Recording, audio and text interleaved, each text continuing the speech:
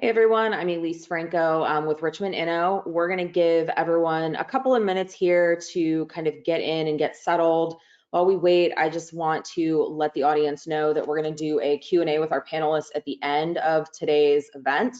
So please pop any questions you have into the chat box. We will be taking a look at those and we'll get those to your panelists later on. And like I said, we'll start here in just a minute or two.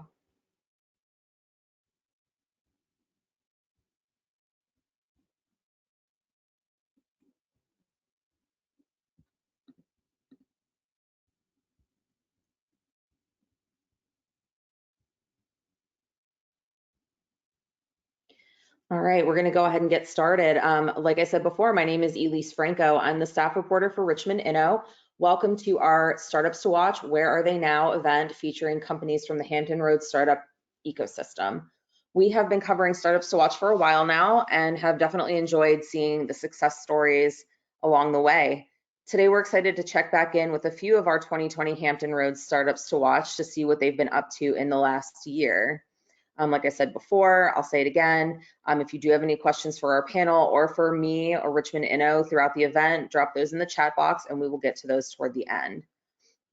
Before we chat with our Startup to Watch panel today, we have a couple things to take care of. For anyone unfamiliar with us and what we do, Inno is a part of a growing network of sites. We're currently in 14 markets and soon to be more.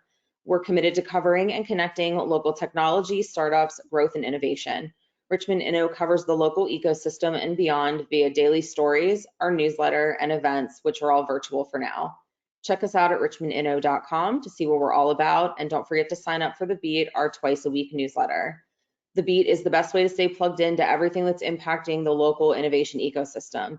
In it, you're going to get the local tech and startup news you need, the analysis you won't find anywhere else, info on upcoming events, and cool job openings. It's all presented to you in an email in a fun conversational manner.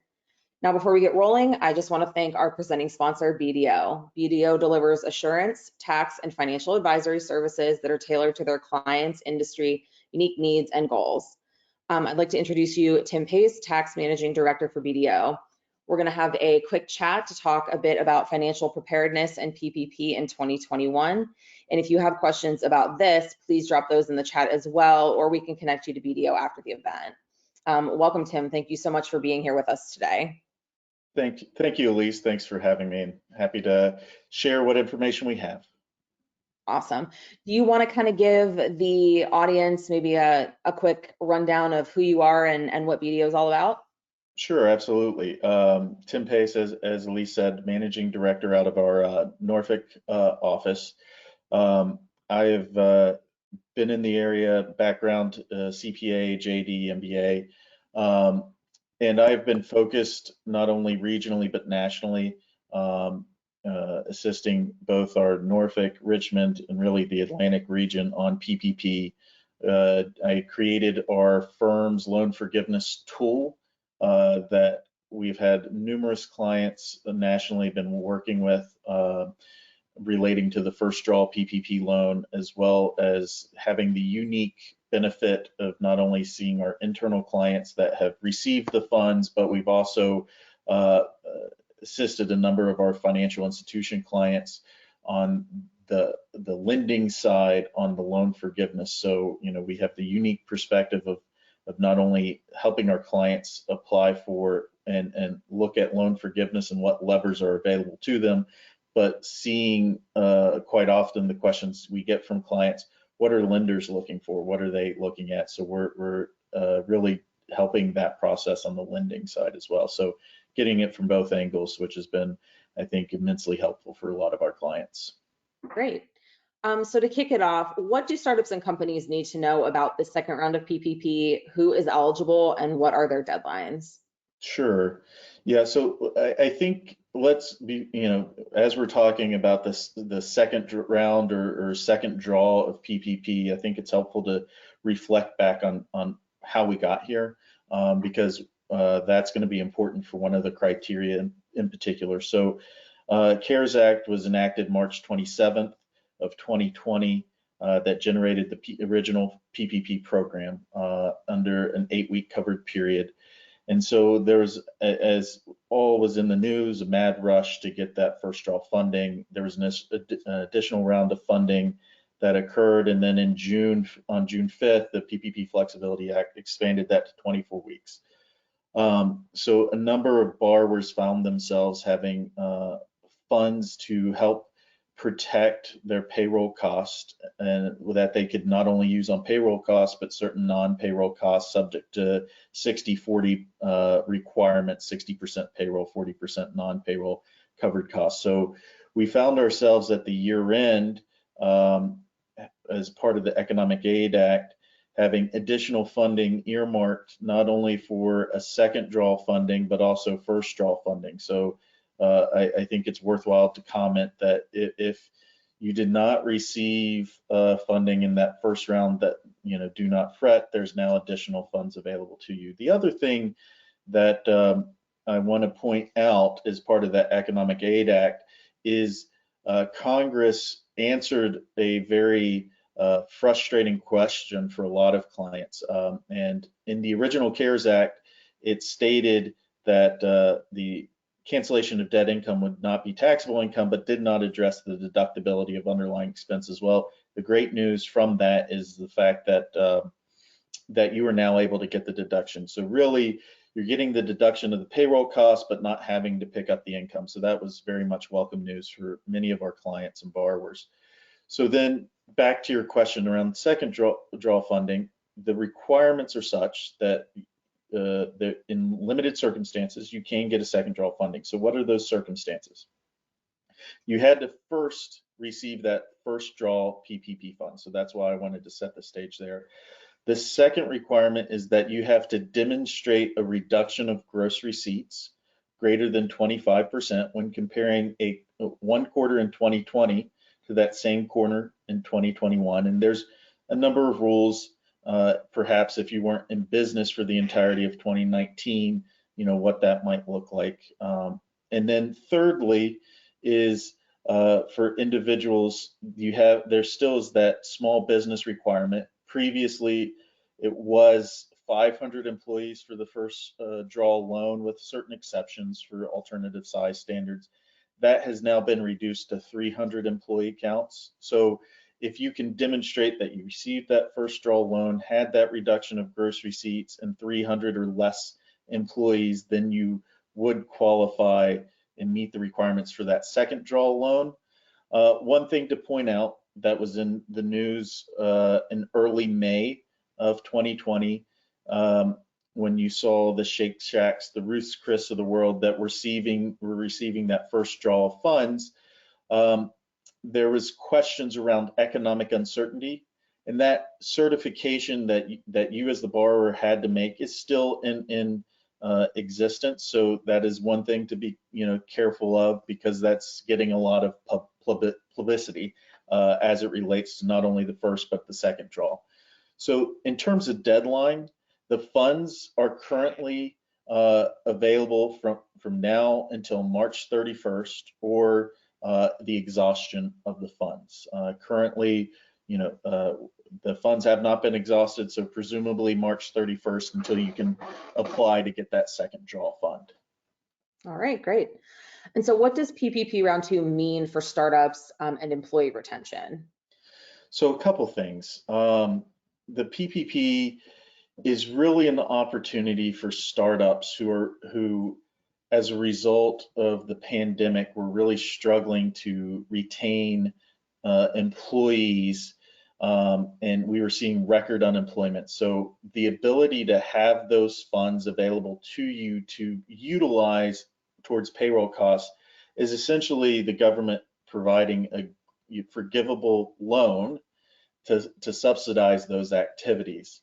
So in terms of employee retention, the hope being that you will retain those employees as it relates to having those funds, because I would be remiss if I did not mention that it is not as if having PPP loan forgiveness is not an automatic process. You still have to demonstrate that you use the funds on payroll costs and that you retained those employees. And there are potential reductions to your loan forgiveness as a result of any reductions that do not correspond with employee retention.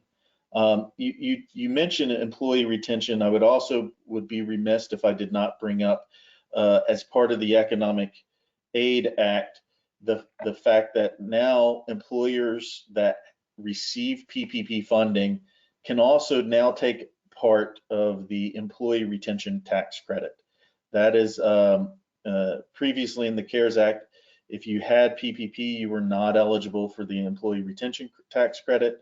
And now if you have the PPP funds, you can still get that retention credit, which is, you know, a refundable credit and can be immensely beneficial to have those cash funds to retain those employees. All right. And how do you think the new administration will approach tax reform? And can you compare that from the Trump administration? Sure. Yeah. I mean, and this is a question we get quite a bit from a number of our clients. You know, given the change in administration and more specifically the change in the Senate to a split Senate to 50-50 between Democrats and Republicans. So there is some concerns or some, you know, questions as what does that mean as it relates to perhaps our income tax rates? What does that mean into, you know, relating to certain business deductions that we had grown accustomed to as part of tax reform? So a lot of that is right now depends on how much buy-in there will be in Congress. You know, I think, you know, a lot of the questions through the debates were a potential repeal and replace of the tax reform rules. Would we have complete repeal and replace? That seems, you know, that would require a lot of lifting from Congress and the administration to get to the point that we have complete repeal of that, more especially when you look at so many of the underlining provisions are set to sunset in 2025 anyways.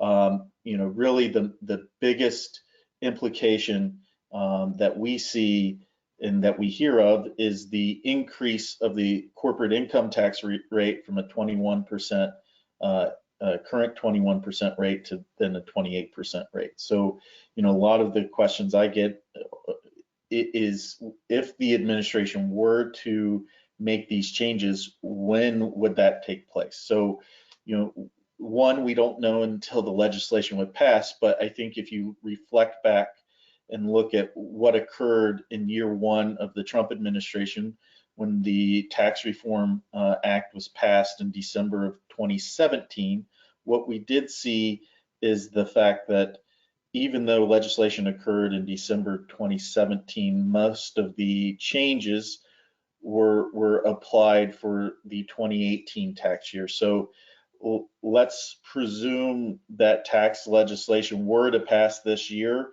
then one could potentially draw parallels that perhaps any underlying changes in rate may not be taking place until 2022. Now, of course, I think there is a bit of distinction of what occurred in 2017 when you had a little bit more Republican control in Congress, and then currently we have the pandemic, which is clearly going to take high priority from the administration. So, if legislation were to occur, 2022 even seems, from a timing perspective, a little bit of a stretch. But unfortunately, no crystal ball here. But I think that's, if you draw parallels, that's kind of seems very much on par to 2020, what occurred in 17. So. Great, thank you. And our final question is, how can businesses mitigate tax compliance risk in 2021? So a couple of things they can be thinking about is considering all these rules and regulations that came out as a part of the CARES Act. So ensuring that you're accounting for your costs correctly as it relate on your income tax return, making sure if you're taking advantage of the employee retention credit that you're filing your timely returns. As it relates to, although not a tax compliance issue, because the PPP is under the Small Business Administration Program, lending program, ensuring that you're talking to your accountants, attorneys, as it relates to loan forgiveness, evaluating the use of those funds and ensuring that you're capturing any reductions associated with the PPP funds. Because what we know is that for many borrowers, especially those that have PPP loans in excess of 150,000, the SBA has stated that the potential audit could occur now, now to 6 years after loan forgiveness. So there is very much a long tail by which the SBA could look at many of these loans and audit those loans. So just ensuring that you have the appropriate documentation associated with the loan forgiveness of your PPP lending. Great. Tim, thank you so much for being here with us today and kind of talking through some of the PPP. If anybody has any additional questions for Tim or you need any clarification on the conversation we had, feel free to reach out directly. His email is in the chat box. It's timpaice@bdo.com. We are going to move right on to our panelists here in just a second.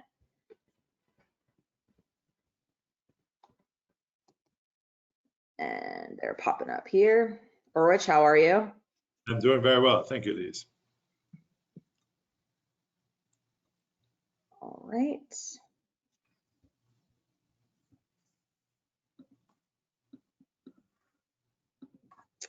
And we're waiting on one more to get us there. There we go. All right. Hey guys, how's it going? Good. How are you? Outstanding. Doing well. All right. So today for our Hampton Roads Startup to Watch recap panel, we've got Ulrich Thienel from ReAlta Life Sciences. He's the CEO. A.K. Schultz, CEO and co-founder of SVT Robotics, and Dave Rosen, CEO and co-founder of Chord Laboratories. I'm just going to kind of go around the horn and have each of you just kind of tell our audience, who you are and what your startup is all about. And we'll start with you, Ulrich. Yeah, thank you very much, Elise. Thanks for having me here. Ulrich Thienel, I'm a physician scientist by training, trained as a rheumatologist, long-term experience in drug development in a large organization. And 5 years ago, I became aware of ReAlta Life Sciences as a small spin-out of the university EVMS, Eastern Virginia Medical School, and Children's Hospital of King's Daughters. When they got incorporated a good 2.5 years ago, became the first independent board member. And 18 months ago, I became the CEO. ReAlta Life Sciences is one of the very, very few biopharma companies in Virginia, and certainly one of the very few in the Hampton Road 757 area. Our compound right now is focused on treating patients that suffer from acute lung injury. So they're hospitalized and have the respiratory distress associated with COVID-19. And this is what our focus is. And I guess we ended on the list last year for you. And then this year we started a study, actually being in the process of starting a new program in healthy volunteers. Great. Dave? Sure. So I'm with Chord Laboratories. It was an interesting path here. So I have a background in music, as you can see some of my gear behind me. I'm also a neuroscientist who's worked on studying music and the brain, background in education, and also now I'm an entrepreneur here at Chord. And so what we do is we take our insights from my co-founder and I's research on music and the brain, and specifically in popular music. I looked at Billboard charting songs and basically took those findings and pair that with some of the most groundbreaking and state-of-the-art artificial intelligence and deep learning tools for audio. And by combining these different things, we can offer kind of a new data point on music analytics that's different than any in the world. And so that's really the core competency here is, music prediction. We're working with record labels and publishers and distributors in the music industry first, but I think a lot of the value that we're presenting comes in being able to segment audiences by different demographics and geography. And so we see these models and applications, expanding beyond the music industry to really any music decision makers, whether it be advertising, film, or video games. Awesome. Thanks, Dave. And AK? Cool, thanks. Yeah, so my co-founder and I, Mike, we've been longstanding executives within the industrial robotics space. Between the two of us, have deployed around $1 billion worth of robotics in our careers. And while we were out at the Tesla Model 3 assembly line back at our old company, we saw firsthand what needed to happen, and that was defrictioning adoption of robotics and enabling non-software engineers to deploy robotics in an industrial environment, and bringing the timelines of adoption down from 12 to 18 months to 12 to 18 weeks. And been around for almost 3 years. And like David, alum from 757 Accelerate. Awesome. Thank you, guys. And so we're just going to kind of go around. I've got some questions just to look back on your 2020, see how things went for you. And AK, I'll start with you. How was 2020 different for you from the year or years prior? So I guess, how wasn't it different is probably the right question. But yeah, so we started off the year pretty strong, and then you know, we had about one quarter where no one wanted to talk to us because they were so busy trying to figure out how to even ship material, right? And then we had a quarter where people were like, wow, to solve this problem, we really need a resilient operation, which means adoption of robotics, but they still weren't in a place where they can start buying. And then suddenly Q4 upticked, and we essentially saw about 7x growth in our recurring revenue from January to January. And in all of that was in Q1 and Q4. So so we owe the lack of sales in Q1 or Q2 and Q3 to COVID, and now we owe our big uptick in sales to COVID. So it's been a wild ride. Absolutely. Dave? Sure. So when COVID started, I guess we're distributed all over the United States and actually the world. We had engineers in Greece at the time, and we were doing Zoom meetings kind of before COVID hit. So everyone's all over. So that piece didn't change. I guess really where we saw the main change was that in the music industry, as a lot of revenue is generated through live shows. And with COVID, there was like a real, shutdown of basically all concerts and venues everywhere across the globe, pretty much. And so what we saw was more eagerness and people being kind of more open to adopting new technologies on the digital front, as people were trying to get more creative of ways to market and promote their music, to create immersive experiences around specific audiences.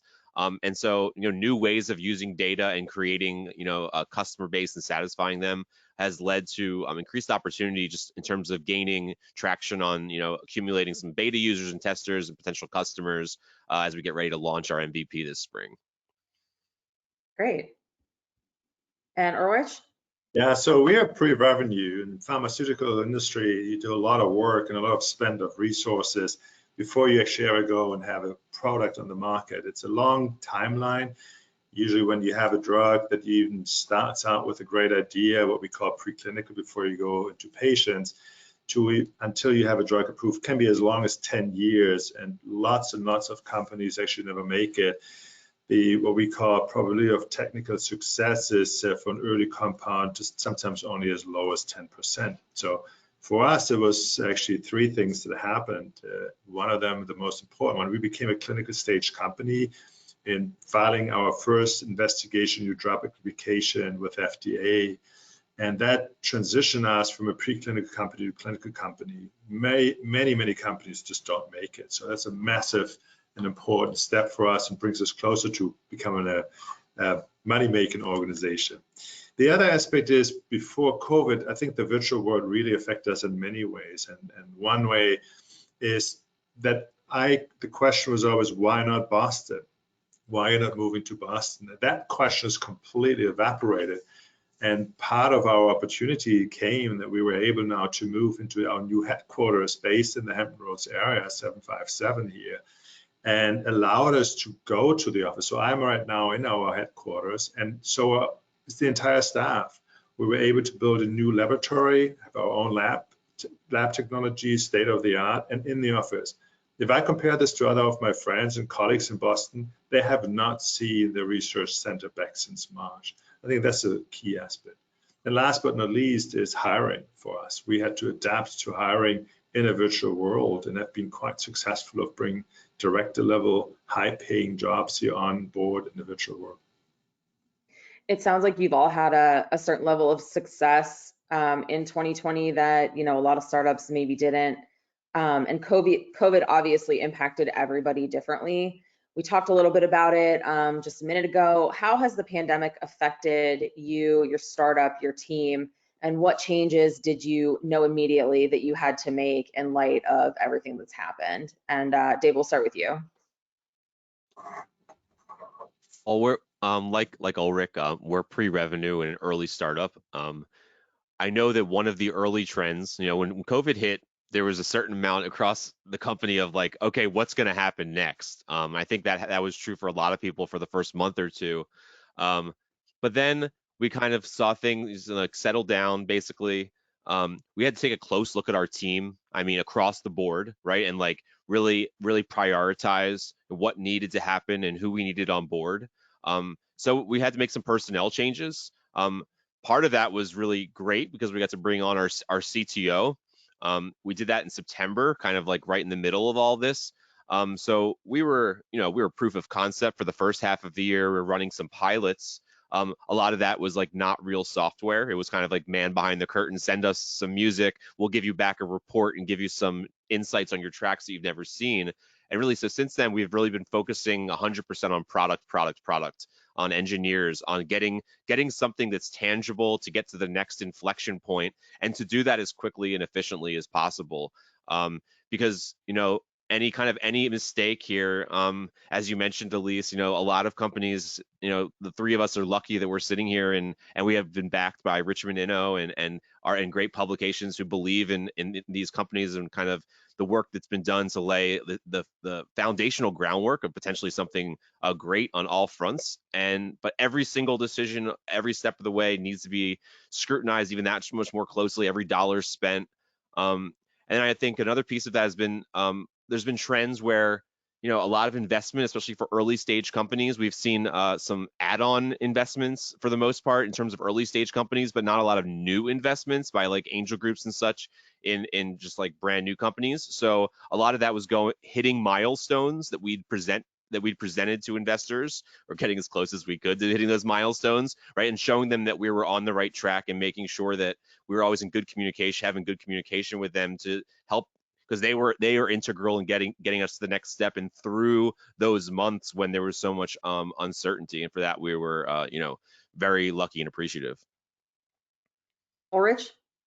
Yeah, I think our focus really has been on focusing on people. So we were able to grow triple in size in headcount, and it's really providing, since we are working in the office, providing a safe environment, being very, very clear about what expectations are so that people do not expose everybody else. And I think this is for us really the key aspect.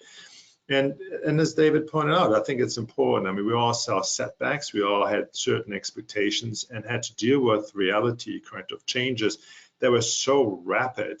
For example, in our program that we set out in acute lung injury, we thought initially that it's really, really, as sad as it is, the increase in numbers of COVID patients would be fantastic for us, but just the opposite. Places got completely overwhelmed and weren't able to do these programs. Operation Warp Speed that was there to assist in these programs is a setback for us because we wouldn't qualify for Operation Warp Speed. So we had to adapt and again communicate to everybody to say like, hey, look, we are still on track. We're making significant progress while there are some hurdles that just nobody foresaw.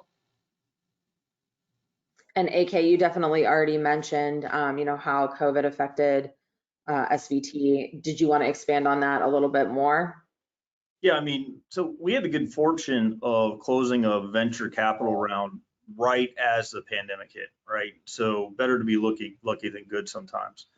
And that gave us the ability to have a war chest to deal with it. And so normally we did essentially what the counterintuitive thing in a crisis like this. We said, all right, no one's buying. Let's actually throttle up on product, not waste the time. And instead of going into defense mode, let's expand our lead in the market and make sure that when we come out of this, we are ready to sprint. We started the year at 8. We're now sitting at 20 more people. And the crazy thing about this is, of the 20 people, I have physically met 5 of them. That's it. And that is, I can't even imagine doing that last year, right? And of the 20 people, only 5 of them are in Hampton Roads, right? So it's a completely different world. And I'll echo Ulrich's commentary. Like, there was a massive amount of pressure in the venture community to say, why aren't you going to Boston? Why aren't you going to Austin? Why aren't you going to the Bay Area? And suddenly all of that is quieted, right? And I think what the venture community is realizing is that you can be very cash efficient outside. There's a lot of untapped talent out there, and you don't have to. The world doesn't rise and set on Silicon Valley. So I think for companies that are not in the Bay Area, I think this is an amazing time to get noticed, and an amazing time to bring your products.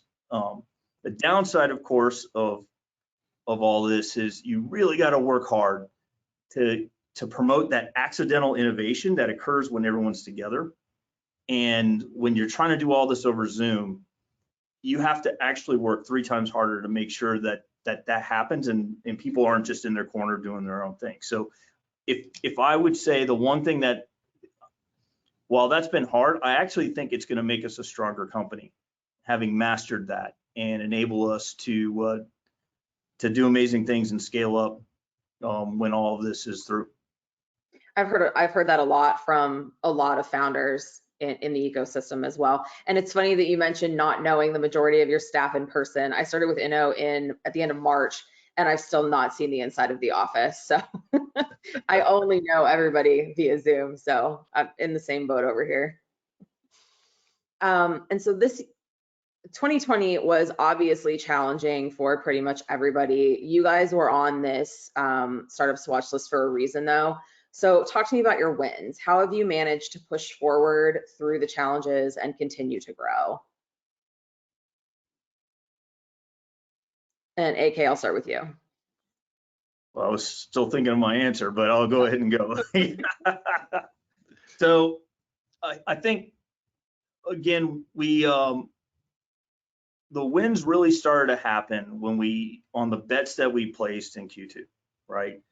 We had to think differently. We were planning on scaling up sales and success in Q2, and we decided not to, and conserve our capital and push into the product and just get us into a better position to succeed when everything returned. And I think that was a scary bet to place, but it was the right bet.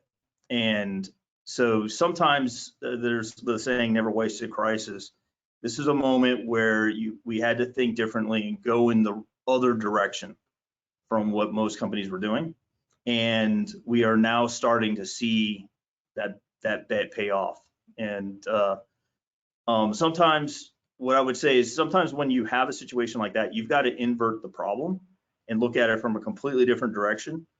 And when you do that, you actually can surge forward. Sure, I'll jump in there. How do we make sure that things move forward? So as I mentioned previously, I'll talk about kind of like the product side and my confidence in we're an interesting company, kind of, where it's like this intersection of domains of science and technology, and one of the things people say to us is, oh, there's been people out there who try to predict hits, and there's a graveyard of companies who have said that they could do that in the past. What makes you any different than any of those companies before?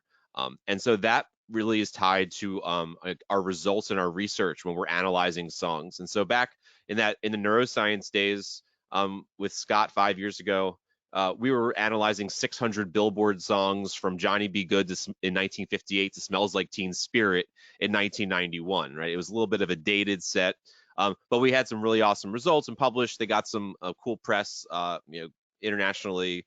We've done a number of podcasts and such, but the real question was, when you scale this thing up to not just look at 600 songs of the most popular songs of all time, but are really zooming in on like the last 5 years of popular music, and not 600 songs, but 600,000 songs, do those results still hold? Are you still able to make predictions, and do those findings apply today?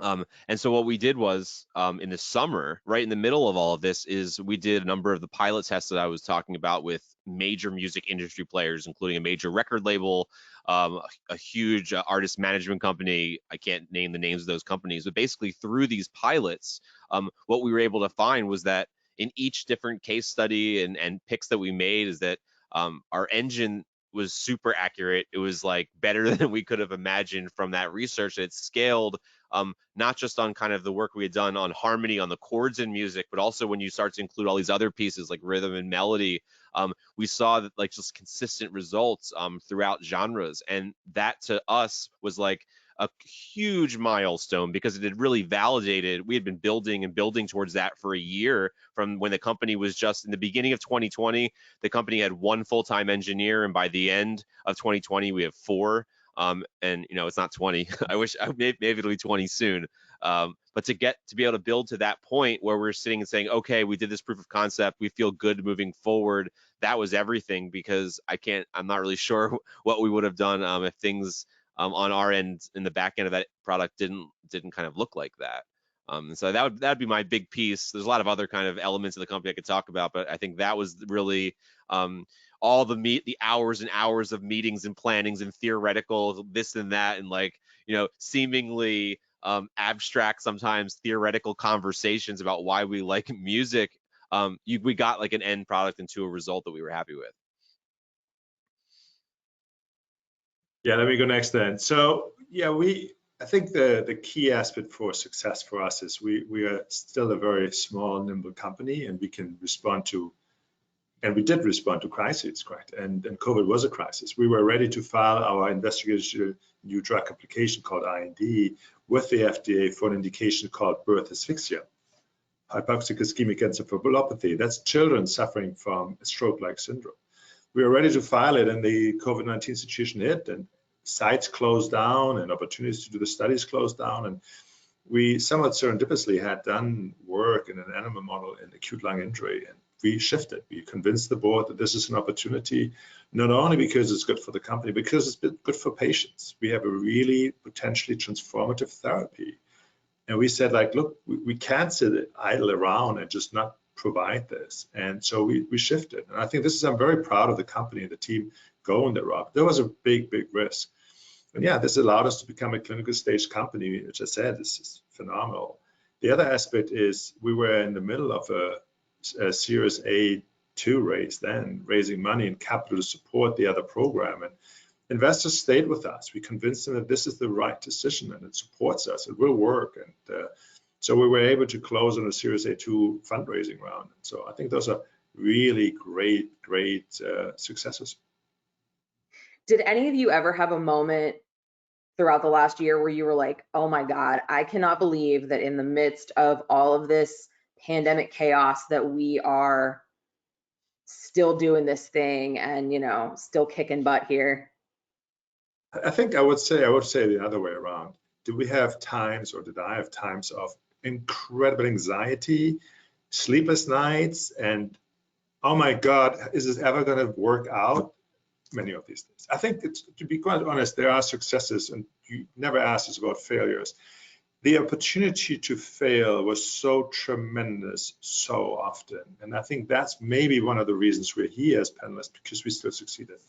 But we had to change direction so often, and trust me, there were many, many sleepless nights. And I sometimes worried about a text message from a board member asking me a question because I didn't have the answer. Right. Yeah, I would say the funding round was just happening as everything hit, and I was kind of white knuckling it until just checking the bank account for the wire transfers. and it was a happy day when that first wire transfer came through on the funding round. So, but from there, we even though you have that, you still don't know how long this is going to last, right? Is it going to be 6 months or is it 2 years? And suddenly you are having to make some decisions about when do I start throttling up?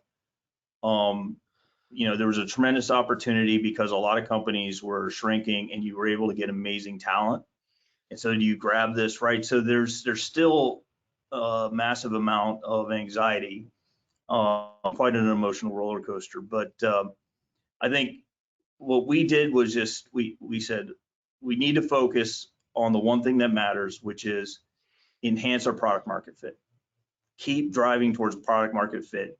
We do that and everything else will take care of itself. And just position yourself for, you know, we anticipated a pent up demand. So when people stop buying, eventually it restores to normal. And just be ready for when that restores to go ahead and launch. I mean, I'm always kind of have an anxiety or neurosis surrounding me, you know. But yeah, I think it's just, you know, going after something with everything you've got. And if you can have that approach, and that's in my philosophy, whether it's research or music or the company, and to make that known that the anxiety is really a symptom of caring. Like caring to the point where it's like every person at this team is looking at me. And for me at Secret Chord, I you know, pulled the arms of close personal friends who were working at like huge companies to, you know, I had like a plan in place as a CEO to bring a guitarist friend of mine who was working at Grace Note, another guy who was running a record label, and all these different people with industry experience that were relevant to the company, kind of knocking on their doors and being like, I have this is happening now, jump aboard. And so every single day, that anxiety kind of manifests in just, you know, kind of working too many hours, and looking at, you know, half of our investment has come from friends and family, and half of it has come from angel investors at this point. And so if I want any of my friends and family to still like me in the future, I better do right by them. I have a feeling probably everybody on this call can relate to each of you at least a little bit. We have a couple more questions to get to. I just wanted to remind our audience that if you have any questions for the panel, be sure to drop those in the comment box. I will get to them in a minute or so. So what can people expect from each of you now that we are into 2021? What are your plans for this year? And Dave, I'll start with you. Cool, awesome. Well, I'll keep this one quick and to the point. We're gonna launch Doper, our predictive neuroscience powered AI music platform. So basically, we're going to have a massive corpus of hundreds of thousands of songs from the last 5 years, where you can go in there and you can see kind of how we score those songs based on quality. We can look at streaming predictions of that music over different time scales. You can upload your own unreleased music, and you can upload 10 tracks, and we can, you know, help you understand which ones to release out into the world first, and which ones you should market to teenagers in England, or which ones you should, you know, market to 60-year-olds in San Francisco. Lots of information and insights out there that have never been, music's never been analyzed like this before. And we're excited to see, get feedback and data, not only from the record labels and the companies that we're working with on the enterprise side, but also the emerging independent artist segment directly. And so just getting all that feedback and really adding in new features, that's the thing I'm the most excited about, I think, in 2021. Awesome. And AK?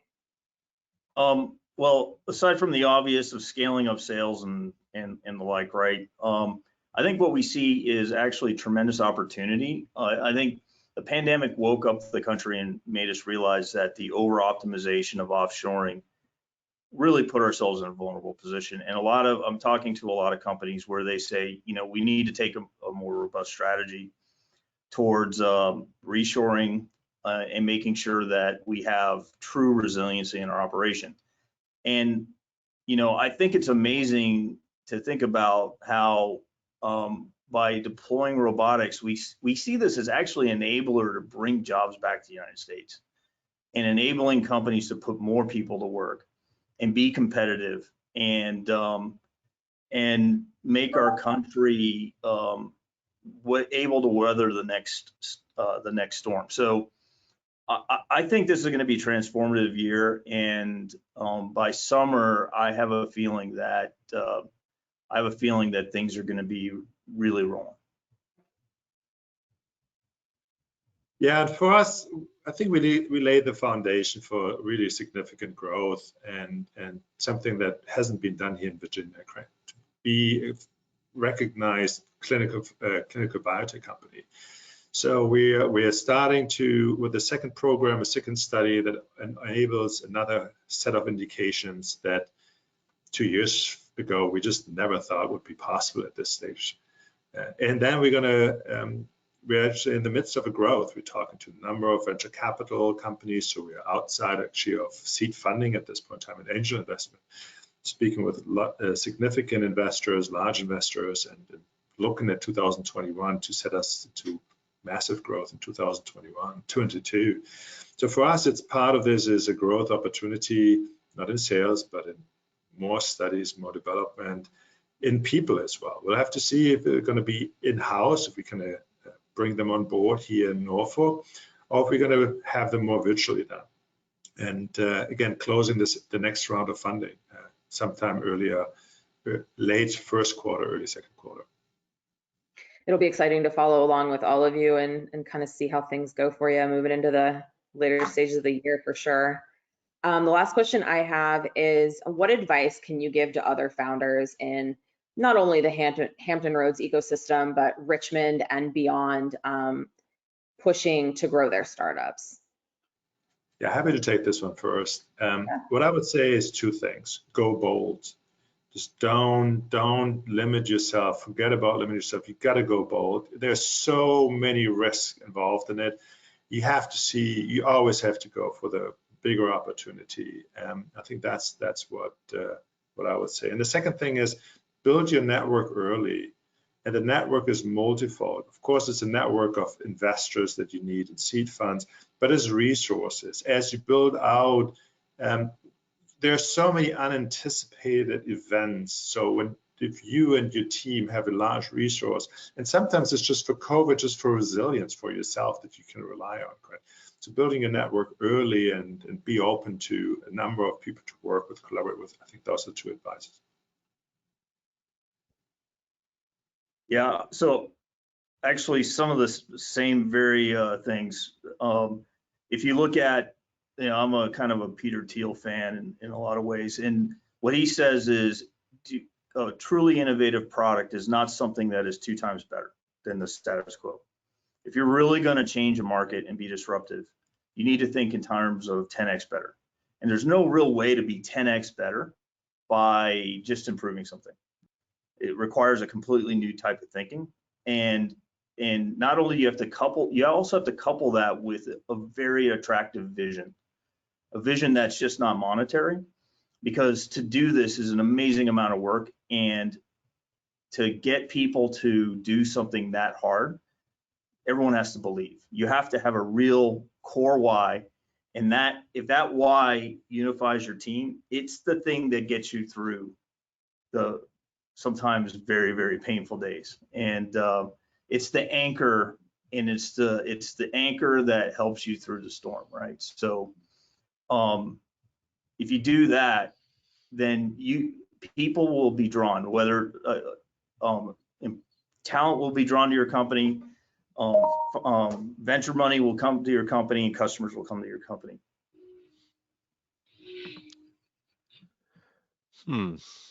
Both excellent answers. Both excellent answers. Let me try to add my own little tidbit of wisdom.